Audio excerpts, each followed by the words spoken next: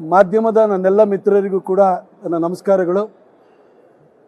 ಇವತ್ತು ನಮ್ಮ Karnataka silk industries ಕಾರ್ಪೊರೇಷನ್ನ ಒಂದು 10ಕ್ಕಿಂತ ಹೆಚ್ಚು ಕಾರ್ಮಿಕರು, ಉದ್ಯೋಗಿಗಳು, ನಮ್ಮ ಪ್ರತಿಪಕ್ಷದ ನಾಯಕರಾಗಿರುವಂತಹ, ನಮ್ಮ ಪಕ್ಷದ ನೇತಾರರಾಗಿರುವಂತಹ ಆರ್ ಅಶೋಕಣ್ಣ ಅವರು ಹಾಗೂ ಸದನದಲ್ಲಿ KSIC ವಿಚಾರವನ್ನು ಪ್ರಸ್ತಾಪವನ್ನು ಮಾಡಿದಂಥ ಕೃಷ್ಣರಾಜ ಕ್ಷೇತ್ರದ ಸನ್ಮಾನ್ಯ ಶಾಸಕರಾಗಿರುವಂತಹ ಶ್ರೀವತ್ಸ ಅವರಿಗೆ ಸನ್ಮಾನ ಮಾಡಬೇಕು ಅಂತ ಹೇಳಿ ಇಲ್ಲಿ ಆಗಮಿಸಿದ್ದಾರೆ. KSIC ವಿಚಾರ ನಿಮಗೆಲ್ಲರಿಗೂ ಕೂಡ ಗೊತ್ತಿದೆ. 1912ರಲ್ಲಿ ಮೈಸೂರು ಮಹಾರಾಜರು ಮೈಸೂರು ಸಿಲ್ಕ್ಸ್ ಅಂತ ಪ್ರಾರಂಭವನ್ನು ಮಾಡಿದರು.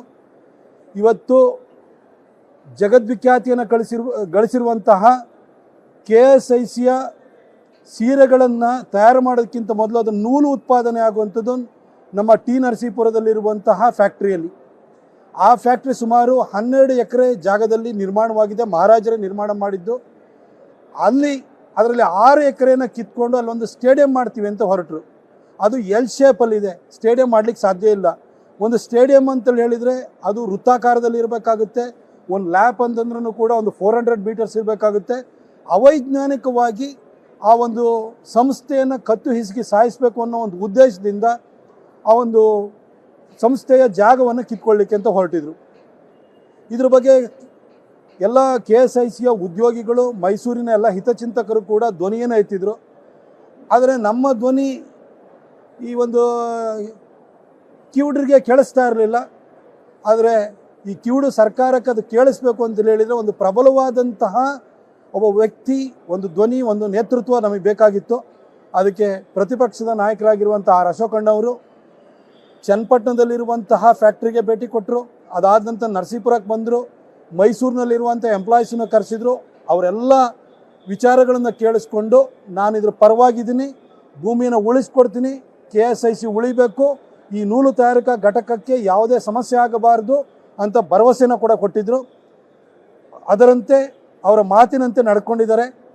ಸದನದಲ್ಲಿ ಈ KSIC ವಿಚಾರದ ಬಗ್ಗೆ ಶ್ರೀವತ್ಸ ಅವರು ಪ್ರಶ್ನೆಯನ್ನು ಹಾಕಿದರು. ಆರ್ ಅಶೋಕಣ್ಣವರು ಪ್ರಬಲವಾಗಿ ನಿಂತ್ಕೊಂಡು ಧ್ವನಿ ಎತ್ತಿ ಆ ಭೂಮಿಯನ್ನು ಉಳಿಸ್ಕೊಟ್ಟಿದ್ದಾರೆ.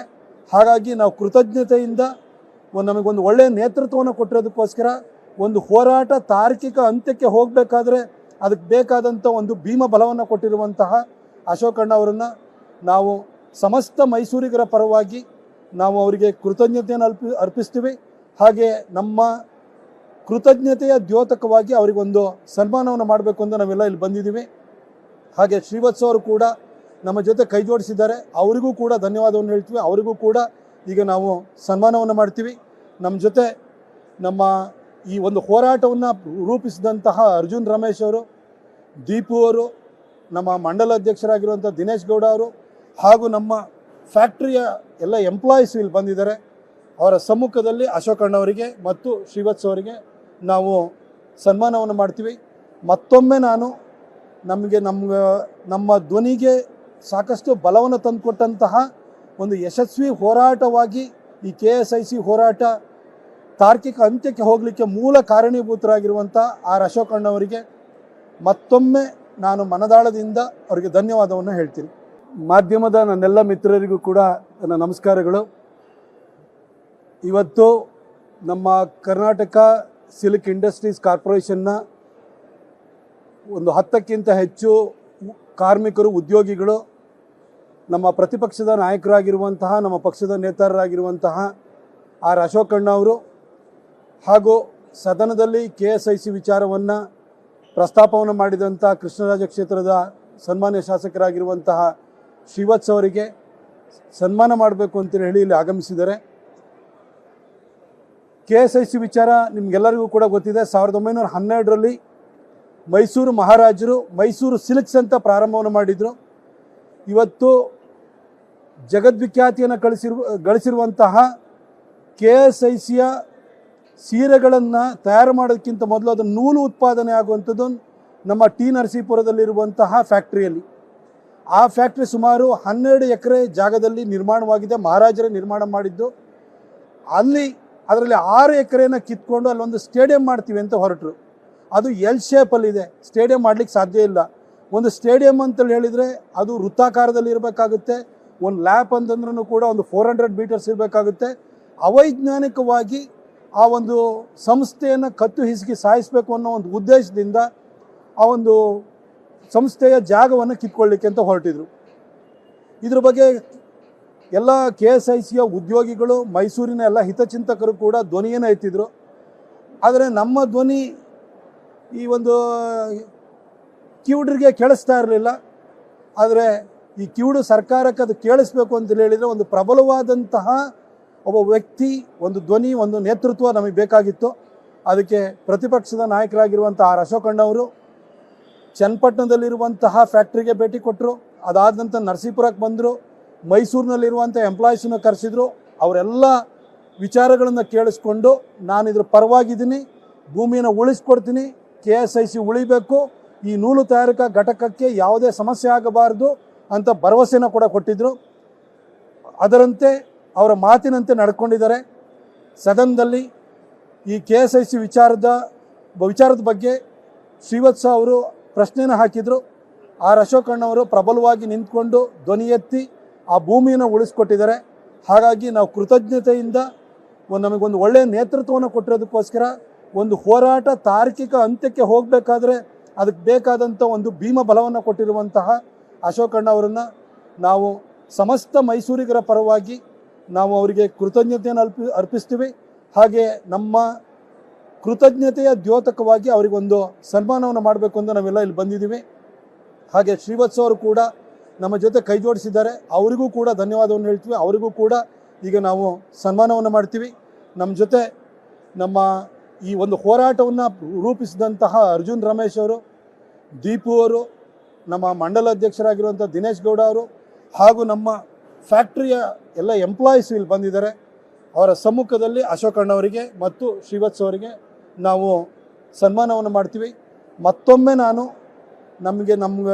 ನಮ್ಮ ಧ್ವನಿಗೆ ಸಾಕಷ್ಟು ಬಲವನ್ನು ತಂದುಕೊಟ್ಟಂತಹ ಒಂದು ಯಶಸ್ವಿ ಹೋರಾಟವಾಗಿ ಈ KSIC ಹೋರಾಟ ತಾರ್ಕಿಕ ಅಂತ್ಯಕ್ಕೆ ಹೋಗಲಿಕ್ಕೆ ಮೂಲ ಕಾರಣೀಭೂತರಾಗಿರುವಂಥ ಆರ್ ಅಶೋಕಣ್ಣವರಿಗೆ ಮತ್ತೊಮ್ಮೆ ನಾನು ಮನದಾಳದಿಂದ ಅವರಿಗೆ ಧನ್ಯವಾದವನ್ನು ಹೇಳ್ತೀನಿ. ಮಾಧ್ಯಮದ ನನ್ನೆಲ್ಲ ಮಿತ್ರರಿಗೂ ಕೂಡ ನನ್ನ ನಮಸ್ಕಾರಗಳು. ಇವತ್ತು ನಮ್ಮ ಕರ್ನಾಟಕ ಸಿಲ್ಕ್ ಇಂಡಸ್ಟ್ರೀಸ್ ಕಾರ್ಪೊರೇಷನ್ನ ಒಂದು 10ಕ್ಕಿಂತ ಹೆಚ್ಚು ಕಾರ್ಮಿಕರು, ಉದ್ಯೋಗಿಗಳು, ನಮ್ಮ ಪ್ರತಿಪಕ್ಷದ ನಾಯಕರಾಗಿರುವಂತಹ, ನಮ್ಮ ಪಕ್ಷದ ನೇತಾರರಾಗಿರುವಂತಹ ಆರ್ ಅಶೋಕಣ್ಣ ಅವರು ಹಾಗೂ ಸದನದಲ್ಲಿ KSIC ವಿಚಾರವನ್ನು ಪ್ರಸ್ತಾಪವನ್ನು ಮಾಡಿದಂಥ ಕೃಷ್ಣರಾಜ ಕ್ಷೇತ್ರದ ಸನ್ಮಾನ್ಯ ಶಾಸಕರಾಗಿರುವಂತಹ ಶ್ರೀವತ್ಸ ಅವರಿಗೆ ಸನ್ಮಾನ ಮಾಡಬೇಕು ಅಂತ ಹೇಳಿ ಇಲ್ಲಿ ಆಗಮಿಸಿದ್ದಾರೆ. KSIC ವಿಚಾರ ನಿಮಗೆಲ್ಲರಿಗೂ ಕೂಡ ಗೊತ್ತಿದೆ. 1912ರಲ್ಲಿ ಮೈಸೂರು ಮಹಾರಾಜರು ಮೈಸೂರು ಸಿಲ್ಕ್ಸ್ ಅಂತ ಪ್ರಾರಂಭವನ್ನು ಮಾಡಿದರು. ಇವತ್ತು ಜಗದ್ವಿಖ್ಯಾತಿಯನ್ನು ಗಳಿಸಿರುವಂತಹ KSICಯ ಸೀರೆಗಳನ್ನು ತಯಾರು ಮಾಡೋದಕ್ಕಿಂತ ಮೊದಲು ಅದು ನೂಲು ಉತ್ಪಾದನೆ ಆಗುವಂಥದ್ದು ನಮ್ಮ ಟಿ ನರಸೀಪುರದಲ್ಲಿರುವಂತಹ ಫ್ಯಾಕ್ಟ್ರಿಯಲ್ಲಿ. ಆ ಫ್ಯಾಕ್ಟ್ರಿ ಸುಮಾರು 12 ಎಕರೆ ಜಾಗದಲ್ಲಿ ನಿರ್ಮಾಣವಾಗಿದೆ. ಮಹಾರಾಜರೇ ನಿರ್ಮಾಣ ಮಾಡಿದ್ದು. ಅದರಲ್ಲಿ 6 ಎಕರೆನ ಕಿತ್ಕೊಂಡು ಅಲ್ಲೊಂದು ಸ್ಟೇಡಿಯಂ ಮಾಡ್ತೀವಿ ಅಂತ ಹೊರಟರು. ಅದು ಎಲ್ ಶೇಪಲ್ಲಿದೆ, ಸ್ಟೇಡಿಯಂ ಮಾಡಲಿಕ್ಕೆ ಸಾಧ್ಯ ಇಲ್ಲ. ಒಂದು ಸ್ಟೇಡಿಯಂ ಅಂತೇಳಿ ಹೇಳಿದರೆ ಅದು ವೃತ್ತಾಕಾರದಲ್ಲಿ ಇರಬೇಕಾಗುತ್ತೆ. ಒಂದು ಲ್ಯಾಪ್ ಅಂತಂದ್ರೂ ಕೂಡ ಒಂದು 400 ಮೀಟರ್ಸ್ ಇರಬೇಕಾಗುತ್ತೆ. ಅವೈಜ್ಞಾನಿಕವಾಗಿ ಆ ಒಂದು ಸಂಸ್ಥೆಯನ್ನು ಕತ್ತು ಹಿಸುಕಿ ಸಾಯಿಸಬೇಕು ಅನ್ನೋ ಒಂದು ಉದ್ದೇಶದಿಂದ ಆ ಒಂದು ಸಂಸ್ಥೆಯ ಜಾಗವನ್ನು ಕಿತ್ಕೊಳ್ಳಿಕ್ಕೆ ಅಂತ ಹೊರಟಿದ್ರು. ಇದ್ರ ಬಗ್ಗೆ ಎಲ್ಲ KSICಯ ಉದ್ಯೋಗಿಗಳು, ಮೈಸೂರಿನ ಎಲ್ಲ ಹಿತಚಿಂತಕರು ಕೂಡ ಧ್ವನಿಯನ್ನು ಎತ್ತಿದ್ರು. ಆದರೆ ನಮ್ಮ ಧ್ವನಿ ಈ ಒಂದು ಕಿವುಡರಿಗೆ ಕೇಳಿಸ್ತಾ ಇರಲಿಲ್ಲ. ಆದರೆ ಈ ಕಿವುಡು ಸರ್ಕಾರಕ್ಕೆ ಅದು ಕೇಳಿಸ್ಬೇಕು ಅಂತ ಹೇಳಿದರೆ ಒಂದು ಪ್ರಬಲವಾದಂತಹ ಒಬ್ಬ ವ್ಯಕ್ತಿ, ಒಂದು ಧ್ವನಿ, ಒಂದು ನೇತೃತ್ವ ನಮಗೆ ಬೇಕಾಗಿತ್ತು. ಅದಕ್ಕೆ ಪ್ರತಿಪಕ್ಷದ ನಾಯಕರಾಗಿರುವಂಥ ಆರ್ ಅಶೋಕಣ್ಣವರು ಚನ್ನಪಟ್ಟಣದಲ್ಲಿರುವಂತಹ ಫ್ಯಾಕ್ಟ್ರಿಗೆ ಭೇಟಿ ಕೊಟ್ಟರು. ಅದಾದ ನಂತರ ನರಸೀಪುರಕ್ಕೆ ಬಂದರು. ಮೈಸೂರಿನಲ್ಲಿರುವಂಥ ಎಂಪ್ಲಾಯೀಸನ್ನು ಕರೆಸಿದ್ರು. ಅವರೆಲ್ಲ ವಿಚಾರಗಳನ್ನು ಕೇಳಿಸ್ಕೊಂಡು ನಾನು ಇದ್ರ ಪರವಾಗಿದ್ದೀನಿ, ಭೂಮಿಯನ್ನು ಉಳಿಸ್ಕೊಡ್ತೀನಿ, KSIC ಉಳಿಬೇಕು, ಈ ನೂಲು ತಯಾರಿಕಾ ಘಟಕಕ್ಕೆ ಯಾವುದೇ ಸಮಸ್ಯೆ ಆಗಬಾರ್ದು ಅಂತ ಭರವಸೆನ ಕೂಡ ಕೊಟ್ಟಿದ್ದರು. ಅದರಂತೆ ಅವರ ಮಾತಿನಂತೆ ನಡ್ಕೊಂಡಿದ್ದಾರೆ. ಸದನದಲ್ಲಿ ಈ KSIC ವಿಚಾರದ ಬಗ್ಗೆ ಶ್ರೀವತ್ಸ ಅವರು ಪ್ರಶ್ನೆಯನ್ನು ಹಾಕಿದರು. ಆರ್ ಅಶೋಕಣ್ಣವರು ಪ್ರಬಲವಾಗಿ ನಿಂತ್ಕೊಂಡು ಧ್ವನಿ ಎತ್ತಿ ಆ ಭೂಮಿಯನ್ನು ಉಳಿಸ್ಕೊಟ್ಟಿದ್ದಾರೆ. ಹಾಗಾಗಿ ನಾವು ಕೃತಜ್ಞತೆಯಿಂದ ನಮಗೊಂದು ಒಳ್ಳೆಯ ನೇತೃತ್ವವನ್ನು ಕೊಟ್ಟಿರೋದಕ್ಕೋಸ್ಕರ ಒಂದು ಹೋರಾಟ ತಾರ್ಕಿಕ ಅಂತ್ಯಕ್ಕೆ ಹೋಗಬೇಕಾದ್ರೆ ಅದಕ್ಕೆ ಬೇಕಾದಂಥ ಒಂದು ಭೀಮ ಬಲವನ್ನು ಕೊಟ್ಟಿರುವಂತಹ ಅಶೋಕಣ್ಣವರನ್ನು ನಾವು ಸಮಸ್ತ ಮೈಸೂರಿಗರ ಪರವಾಗಿ ನಾವು ಅವರಿಗೆ ಕೃತಜ್ಞತೆಯನ್ನು ಅರ್ಪಿಸ್ತೀವಿ. ಹಾಗೆ ನಮ್ಮ ಕೃತಜ್ಞತೆಯ ದ್ಯೋತಕವಾಗಿ ಅವರಿಗೊಂದು ಸನ್ಮಾನವನ್ನು ಮಾಡಬೇಕು ಅಂತ ನಾವೆಲ್ಲ ಇಲ್ಲಿ ಬಂದಿದ್ದೀವಿ. ಹಾಗೆ ಶ್ರೀವತ್ಸ ಅವರು ಕೂಡ ನಮ್ಮ ಜೊತೆ ಕೈ ಜೋಡಿಸಿದ್ದಾರೆ, ಅವರಿಗೂ ಕೂಡ ಧನ್ಯವಾದವನ್ನು ಹೇಳ್ತೀವಿ. ಅವರಿಗೂ ಕೂಡ ಈಗ ನಾವು ಸನ್ಮಾನವನ್ನು ಮಾಡ್ತೀವಿ. ನಮ್ಮ ಜೊತೆ ನಮ್ಮ ಈ ಒಂದು ಹೋರಾಟವನ್ನು ರೂಪಿಸಿದಂತಹ ಅರ್ಜುನ್ ರಮೇಶ್ ಅವರು, ದೀಪು ಅವರು, ನಮ್ಮ ಮಂಡಲ ಅಧ್ಯಕ್ಷರಾಗಿರುವಂಥ ದಿನೇಶ್ ಗೌಡ ಅವರು ಹಾಗೂ ನಮ್ಮ ಫ್ಯಾಕ್ಟ್ರಿಯ ಎಲ್ಲ ಎಂಪ್ಲಾಯೀಸ್ ಇಲ್ಲಿ ಬಂದಿದ್ದಾರೆ. ಅವರ ಸಮ್ಮುಖದಲ್ಲಿ ಅಶೋಕಣ್ಣವರಿಗೆ ಮತ್ತು ಶ್ರೀವತ್ಸ ಅವರಿಗೆ ನಾವು ಸನ್ಮಾನವನ್ನು ಮಾಡ್ತೀವಿ. ಮತ್ತೊಮ್ಮೆ ನಾನು